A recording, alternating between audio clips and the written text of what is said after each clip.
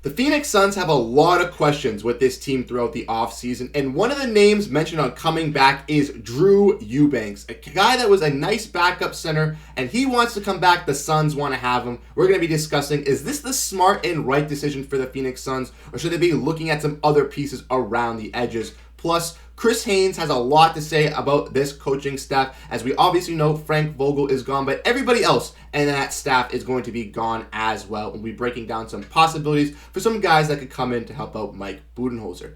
As you guys know, we're all here on Suns Digest. I'm Bruce Veliz with my co-host C.J. Pierre. But before we dive in on all this Phoenix Suns content, I'd like to let you guys know that around 99% of you guys are not subscribed. So I'd greatly appreciate if you guys hit that subscribe button down below, as this is the place for daily Suns content throughout the entire offseason. We're going to have all the news, all the drama, breaking it down here. So if you want to make sure you stay up to date, hit that subscribe button. Without further ado, we're going to dive into the first topic at hand today, which we mentioned in the introduction, which is Drew Eubanks possibly coming back. And CJ, if we want to look at this article here from Dwayne Rankin, we can see that Drew Eubanks says Phoenix Suns, they want him back next season as he has a player option. We dive in and look at the article real quick. Obviously, we can see that they're on the same page regarding his status with the team. The full organization wants him back next season, and he wants to be a Phoenix Sun as well.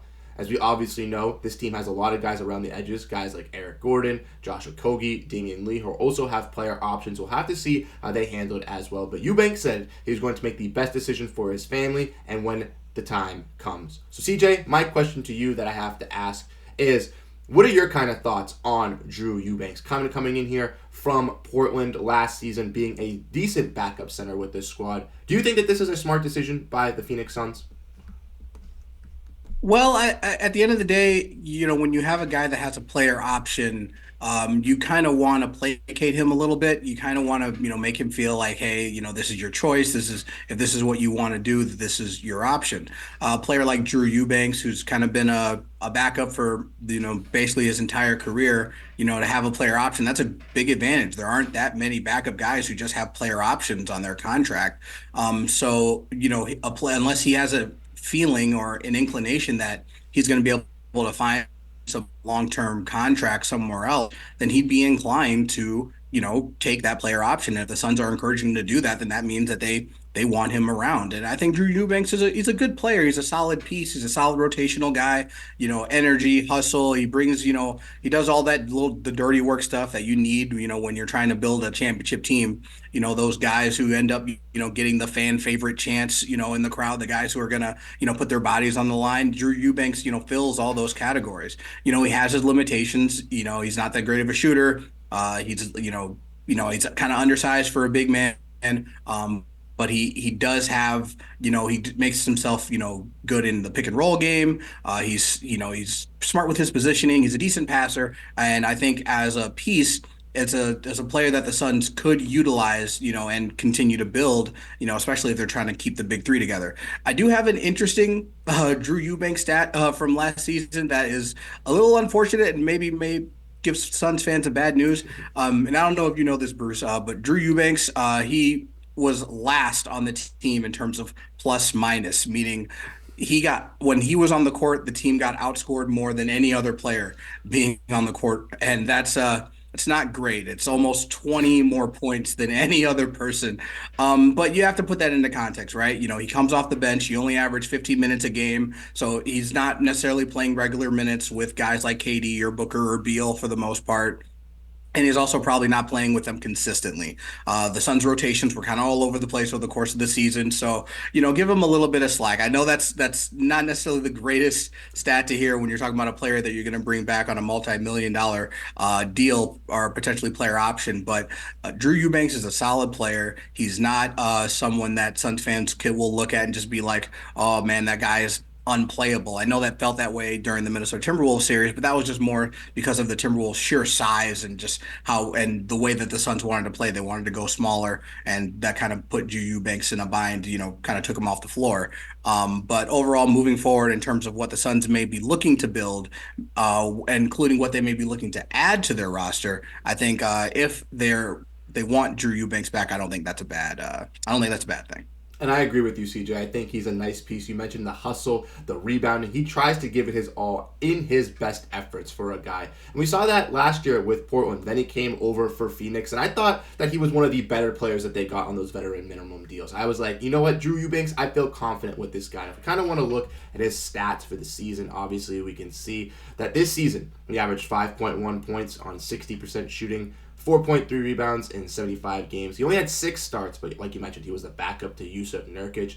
And the Suns did have their second-round pick in the 2024 draft that they acquired in a trade, but it was rescinded by the NBA for having free agency discussions involving Drew Eubanks before those discussions were allowed, kind of going back to last season. You also mentioned that he did kind of get played off the court in the playoffs. He did play in Game 2 and the first 3 games, and in Game 2 he scored 8 points. In Game 3 he scored 9 points. Game 2 he was used a little bit more because Karl-Anthony Towns was in foul trouble. But then you mentioned Game 4 with his sure size, they decided to go small, kind of took him off the court here. And that did help out the Suns as they desperately needed that rebounding on this Minnesota team. And even though the Suns, dominated in the regular season with that series, it seemed like the playoffs, the Timberwolves were just way too strong, way too powerful, and kind of just take over on that physical force down low. I know we kind of mentioned possibly some other guys in some other videos, some rebounding guys that we would like to see, but I would like you mentioned, Drew Eubanks can be that guy. Maybe move off of Nurkic, we'll have to wait and see. But Drew Eubanks is one of those guys. Kind of looking at the other things as well, talking about Drew Eubanks. We want to look and see here. We can see obviously that if he does decline his option, he might become an unrestricted free agent. Do you think that the Suns would be able to pursue him if he did decline his option for a bigger deal, or do you think that the only way he comes back is on if he accepts this second-year contract? You're muted, CJ, by the way. I believe that he could be in addition to the Suns. Even so, obviously, like their cap flexibility is kind of limited, so it kind of could impact their ability to re-sign him to a longer term deal. There may be other teams that might be willing to offer him more money, so that's where things kind of get complicated. I think that if you're Drew Eubanks, you have to look at scheme fit. If you believe that you're going to be able to get some playing time on this team, and whether or not you believe that you could be in a position to be a part of a winning team and a championship culture. He may get offered more money, if all of a sudden the Washington Wizards want to give him a call, say, for example. But is that what he wants? Is that, does he want to go and maybe play some more minutes on a team that may make a run at the play-in, or does he want to stay with the Phoenix Suns, who obviously have championship aspirations? That's going to kind of be determined on Eubanks in terms of what he would do if he did want to decline that player option.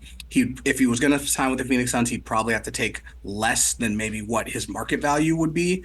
But I think it's a possibility that the Suns retain him. Okay. Even if he doesn't take the player option. Okay. So all in all, we're kind of hearing some similar things, CJ. It looks like he's going to be back. It looks like the Suns want him back as well. And we'll get to see how that impacts Drew Eubanks with this squad and kind of the building pieces that they put around, Devin Booker, Bradley Beal, and Kevin Durant in the offseason. We got some more news to break down in this video, looking at the coaching staff. And I know you broke out a video talking about, obviously, Mike Budenholzer coming in, the truth behind the Mike Budenholzer whole signing. So if you guys missed that video, go check it out. It's on the channel. But CJ, we're going to kind of dive in and look at some more stuff because we have a report from Chris Haynes saying that the Phoenix Suns assistants under former head coach Frank Vogel were informed that they will not be retained by Mike Budenholzer, basically saying that coaching staff that the Phoenix Suns had that we pulled up here with Frank Vogel, Dave Fizdale, all of these guys from top to bottom will be officially terminated, and the Suns will be going in a new direction with their guy, Mike Budenholzer. Now, I know in that video you kind of broke it down. You had some possible coaching guys that you liked, and Budenholzer was one of the guys atop of the list. Now, obviously, after that video, they signed him to a 5-year, $50 million contract, and now we're hearing the reports of some assistants coming in. We already seen with the Charlotte Hornets, they brought in Charles Lee, and now some of their assistants are coming through. We saw the Jazz, one of their guys is going to be an assistant, the Bulls this morning, now going to the Suns. So the rumors are coming around, and I had to ask you a question because we obviously saw the Lakers firing Darvin Ham, and Mike Budenholzer and Darvin Ham do have some relations with working with this Milwaukee Bucks squad. So, with Darvin Ham possibly being an assistant, with Mike Budenholzer being a new head coach, do you think it's a possibility that Darvin Ham could join this coaching staff alongside Mike Budenholzer? And if so, do you think it helps out this Suns team? Another former Los Angeles Lakers coach coming to Phoenix to be a part of the Suns coaching staff. Sure, that totally makes sense. No. In all honesty, I really think that that would be a really good fit. Budenholzer, I think kind of everyone knows once a new head coach comes in, he's going to want to kind of bring in his own guys, bring in guys that he feels comfortable with. And Budenholzer and Darvin Ham having that history in Milwaukee, I feel like that makes perfect sense for Budenholzer to bring in Darvin Ham, kind of maybe have him as his right hand man, he continues to build out what he believes what his vision is for the Suns franchise and future. There are a ton of different names and different guys for different reasons that he could also bring in to acquire onto his staff. One of the names that I had thought could be a possibility for Suns head coach was going to be Scott Brooks. Scott Brooks was the former head coach in Oklahoma City, coached Kevin Durant, when he was, a very young player, when he won his MVP, when they went to the NBA Finals, has a really good relationship with Kevin Durant, from what I understand. So having someone else like Scott Brooks, who was recently an assistant coach in Portland, he was relieved of that this past offseason after the season. So he's available. Someone else that can bring in someone that has a relationship with one of the star players and can also kind of help, bridge whatever gaps there may be in terms of the relationship aspect that Kevin Durant was apparently struggling with when it came to Frank Vogel. So Darvin Ham, great name. I think Scott Brooks is another possibility to bring it on the staff, but Mike Budenholzer is a smart guy. He's a smart coach. He's well liked around the NBA circles. He's going to build a coaching staff I'm sure he believes is going to be put the Suns on the right direction and hopes of winning a championship. I think so too, CJ. I think you brought up some great quality points there. I'm going to go with three of them at first. One, you brought up the fact of Scott Brooks. I think he would be a great mentor to kind of bring in and help Kevin Durant. You mentioned relieved from his duties from the Portland Trailblazers. Bring him in, help him be that guy. And you mentioned Frank Vogel was kind of using him in the corner, Kevin Durant wasn't really happy with his offensive schemes. You know what I mean? And we obviously know that Mike Budenholzer is a better offensive head coach, with Frank Vogel being a better defensive head coach. So maybe that's some things that are going to tailor their squad a little bit better. But having Scott Brooks there to help out would be huge. Second point I want to bring up is talking about Darvin Ham. I know we mentioned it. I know you agree that it'd be a good idea, and I think so as well. Darvin Ham, again, a better defensive coach than he is offensive coach. We've seen that with the Los Angeles Lakers kind of running their game plans, running their schemes. That was the main gripe from the Los Angeles Lakers. So bringing in Darvin Ham, again, could be that defensive-minded guy, kind of alongside Frank Vogel, but not being like the main voice in the room, I think could still do wonders for this team defensively and really help them up, especially if he has that one-on-one connection already with Bud, having that great relationship already working together. They already know how their game schemes kind of work. And thirdly, lastly, Mike Budenholzer, you mentioned, great offensive head coach, I think really fits in with what this team needs. Offense first, kind of finding that offensive scheme. We mentioned that. Not really having a point guard, not really having a facilitator, no one to really set up this offense was a key struggle. So maybe having Bud could take away some of those reliefs and help out with this squad in that, right? I still believe getting a point guard is still necessary, don't get me wrong, but I think that that's something that could, help out in our ways a little bit. And then, just overall, just a good head coach in the NBA as well. Yeah, I think something that we'll have to look to, particularly once we kind of get to know what kind of roster and staff Coach Budenholzer wants to build here in Phoenix, is the relationship that he's going to have with General Manager James Jones and how they want to end up building out the roster. Because obviously they're going to want to put something together that's going to mesh. It seems like the expectation is that they're going to try and run it back with the big three, with Beal, with Booker, and Durant. But how are they going to build around them? What pieces are they going to bring in? So when we talk about a Eubanks and being a piece that they can bring in, when we talk about the possibility of finding a true point guard, adding more depth in terms of their front court, what are we going to do with Nurkic? Budenholzer is going to probably have a say in that. And, he's probably going to want to make sure that when he's building his staff and when he wants to know, what is the roster going to end up looking like when we tip off, in late October. So I think that'll be interesting to see as, we continue to move forward.